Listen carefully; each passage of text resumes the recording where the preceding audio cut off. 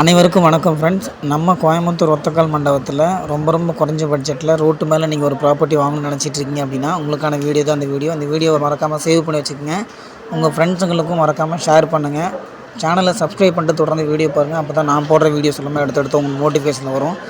1500 square feet வெறும் 35 லட்சத்துக்கு மட்டுமே நம்ம கொடுத்துட்ருக்குங்க. அதுவும் ஒத்தக்கால் மண்டபத்தில் மெயினில் ரோட்டு மேலேயே உங்களுக்கு பேங்க் லோன் பண்ணி கொடுக்குறோம். கட்டுமான வசதி நம்மளே பண்ணி கொடுக்குறோங்க.